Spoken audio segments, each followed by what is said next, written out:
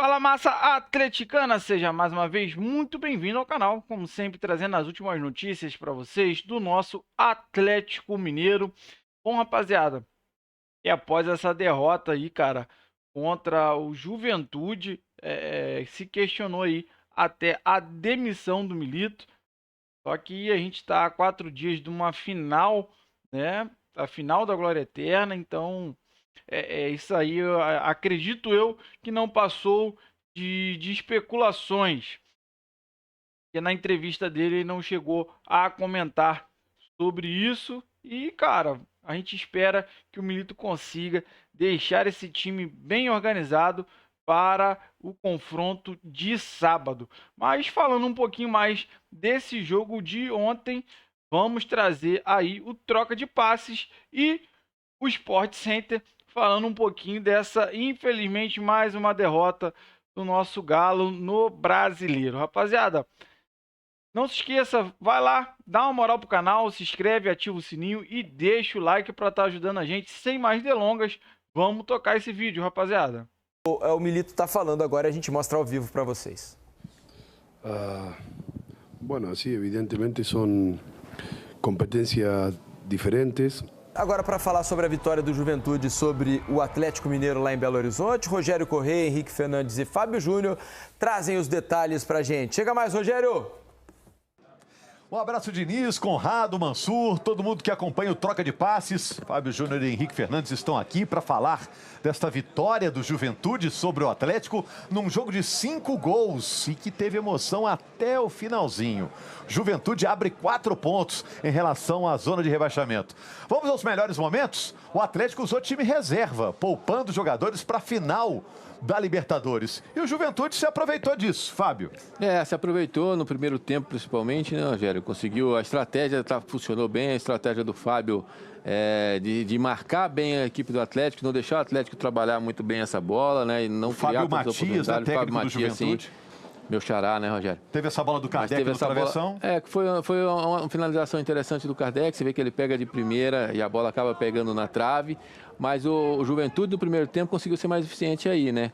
Gol do Lucas. Gol do Lucas Barbosa. Canhotinha dele. Você vê uma finalização que não era tão simples assim. Ele consegue colocar essa bola no cantinho. O Lucas que vem sendo um dos destaques do Juventude no campeonato. E um dos destaques também do Campeonato Brasileiro. Para quem está estranhando, teve o gol, cadê o barulho da torcida? Jogo sem público porque o Atlético está cumprindo a punição pelos incidentes na Copa do Brasil. É isso. Primeiro, boa noite, pessoal. Um abraço a todos. O Juventude já saiu na frente. O Atlético, no primeiro tempo, teve muita dificuldade para produzir chance clara de finalização, né? Tinha muita posse, mas circulava sem ter a chance clara. Segundo tempo, o jogo mudou bastante. O Fábio Matias mexeu, colocou o Eric Farias para ter contra-ataque. O Juventude, no primeiro tempo, teve muita dificuldade em conectar os contra-ataques, né? E aí a partida ficou mais aberta, porque o Galo também mexeu bem, o Alisson entrou no jogo.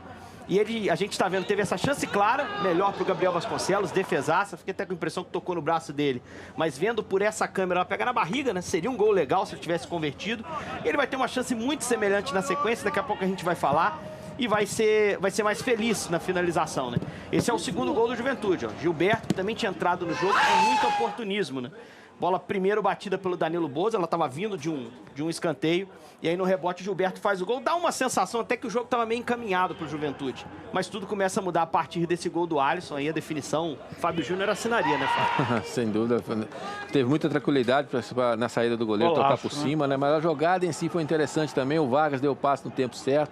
Ele já domina. Você vê que ele acaba dando uma caneta ali meio que sem querer no Everton, lateral esquerdo, que é destro, né? A bola passa do lado da perna esquerda ali. Talvez tenha faltado uma velocidadezinha na reação. Mas o Alisson, que para mim foi um dos principais jogadores do segundo tempo, aí o pênalti sofrido pelo Vargas. Os mais bobos do Campeonato Brasileiro, Rogério, Fábio, amigos, porque tá de costas o Vargas. Olha só como o Jadson toca o pé dele, para mim bem marcada a penalidade, o próprio Vargas converte. E aí o jogo vira outra coisa. Se era um jogo de contra-ataque, de ataque contra-ataque, né, de um lado para o outro, passa a ser um jogo de Atlético pressionando, colocando bola na área. A gente chegava a ouvir o Milito, estádio vazio, favorece, pedindo cruzamento, né, pedindo para abrir, acionar o Alisson no lado. Ele bota o Scarpa do outro lado no segundo tempo. Essa do Kardec bateu na trave. Chega a resvalar na trave. E a impressão que a gente tinha muito clara é que o Atlético talvez pudesse achar a bola pro gol 3. Mas aí, Fábio Júnior, olha lá quem acha. Luiz Oyama acha o Eric Farias. E como ele se posiciona, né, Fábio? Para não ficar impedido, ele corre meio na diagonal. Justamente para sair dessa linha de impedimento, né, e encontrar a posição certa para poder finalizar. E aí tem o Rubens também, que acabou não acompanhando, mas a movimentação dele ali foi perfeita, né? E a finalização, então, né, se fala no finalzinho, praticamente foi o único lance no segundo tempo, primeira chegada com perigo, mas a Juventude consegue fazer o seu gol. Falei na transmissão e mantenho, esse gol é um dos gols mais importantes, pode ser um dos gols mais importantes de um time no campeonato, porque o Juventude parecia batido, faz o 3-2, sobe na tabela, resultado muito importante para o Galo é tentar apagar o que aconteceu aqui, perdeu no final, poupou seus titulares, boa parte deles, só Daverson, Scarpa, poucos participaram dos caras que vão estar em campo no sábado, é viajar amanhã tentando esquecer essa sequência ruim, muitos jogos sem vencer, e no Campeonato Brasileiro é uma situação muito complicada para chegar em G8 e tentar chegar a Libertadores por ele. Essa viagem que o Henrique citou não é uma viagem qualquer, é a viagem para a Argentina, com aquele aerogalo, a torcida lá no aeroporto empurrando o time para a final da Libertadores do sábado contra o Botafogo. O Juventude volta a jogar fora de casa. Na próxima rodada, pega o São Paulo em São Paulo. Um abraço, amigos. Valeu, Rogério. Obrigado, meus amigos. E essa é a viagem que vai levar o Galo para a glória ou para a crise. Isso. Né? Não tem outra alternativa. Ou é glória, se ganhar a Libertadores, ou é crise, porque o Galo vai chegar ao seu 11º jogo sem vitória. E é um número absurdo para um time da qualidade do Atlético Faz no Mineiro. máximo 50 pontos no Campeonato Brasileiro, né? Seja qual for o desfecho na Libertadores. E não é simples pensar em Libertadores por brasileiro. Não tá fácil, não. Com 50 pontos. O Milito está falando agora e a gente mostra ao vivo para vocês. Bueno, sí, evidentemente son competencias diferentes. En una competencia lo hemos hecho muy bien, en el brasilero los últimos partidos no lo hicimos bien. Hoy el segundo tiempo se pareció mucho más a lo que nos pretendemos. Lógicamente necesitábamos jugar con un equipo totalmente nuevo y pienso que la final es una final de Copa Libertadores y que no tendrá nada que ver con todo lo que aconteció hasta ahora.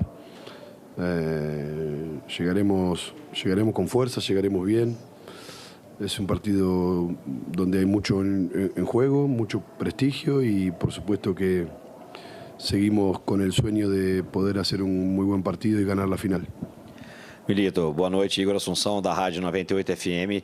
O Atlético chegou a 10 jogos sem vitória, mas numa situação normal isso seria uma crise absurda. Mas o Atlético tem sábado o jogo da vida. É o jogo que, se ganhar, esquece tudo que aconteceu para trás e a comemoração vai ser absurda, Belo Horizonte vai abaixo. Eu queria que você falasse um pouquinho sobre esse momento, né? De você chegar sem conquistar as vitórias, mas poder conquistar a vitória justamente no jogo que importa. E o Atlético fez isso, ganhando do River Plate, ganhando daqui do Fluminense, contra o Vasco. Quando precisou, o Atlético foi lá e ganhou. Bueno, esperemos. Sé que vamos a llegar muy bien a la final, sé que nos vamos a preparar, ya nos estamos preparando.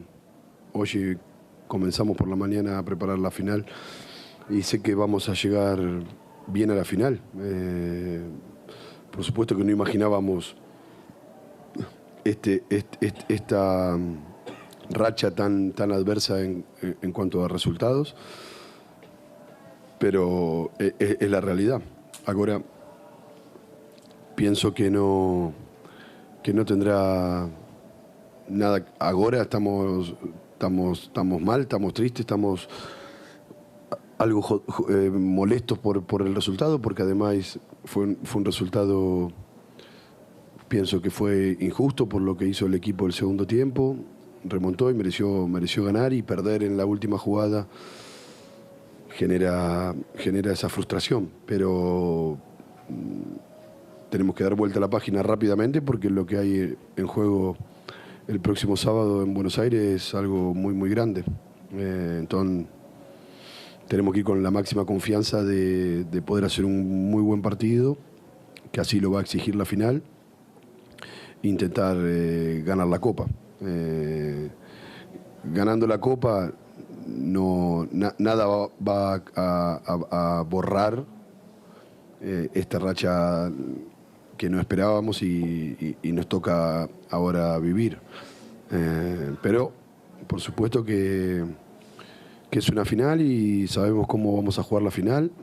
Los jugadores van a jugar la final como deben jugarla y después veremos si somos capaces de hacerlo mejor que el rival y tengamos esa posibilidad de poder ganar la Copa Libertadores. E é claro que a gente fica pensando o impacto que isso pode ter na decisão da Libertadores. Ah, não, são 10 jogos sem vitória. Mas assim, foi um time em reserva. Então já assumiu que é outra equipe. Sim. Acho que não tem impacto nenhum na final. Eu acho que é um jogo único e o Atlético tem grandes chances também de ficar com o título. E nessa sequência de 10 jogos também teve time misto, né? Time de jogadores poupados, porque você falou a última vitória foi contra o River Plate no jogo de ida. Porque no jogo teve o jogo da volta ainda, que o Atlético não venceu, mas conseguiu a classificação nos 180. É um Atlético que tem um elenco muito forte, mas que nessa reta final de temporada sentiu o desgaste da sequência de 3 competições. O Atlético chegou a 2 finais, vamos lembrar. Né? A final da Copa do Brasil, acabou perdendo para o Flamengo e teve que passar por uma semifinal dificílima contra um adversário que estava louco para decidir a Libertadores na sua casa e o Atlético disse, aqui não, quem vai decidir sou eu na sua casa. Então foi muito desgastante essa reta final do Atlético. Então era natural que o time tirasse o pé em alguns jogos, pensando na final contra o Botafogo. E entendendo que tirar o pé é olhar também para o seu adversário e perceber que o adversário está numa rotação totalmente diferente, está acelerando, porque está liderando o campeonato. Perdeu a liderança e voltou a liderar o campeonato. E no confronto entre os dois, a gente viu o que aconteceu. Mesmo o Atlético não vencendo, foi um jogo difícil também para o Botafogo. Então, chega em baixa no sentido de resultados, mas eu acho que não chega em baixa no sentido de ânimo, do anímico. Eu acho Confiança. De confiança. Eu acho que é um elenco muito experiente para lidar com esse tipo de situação.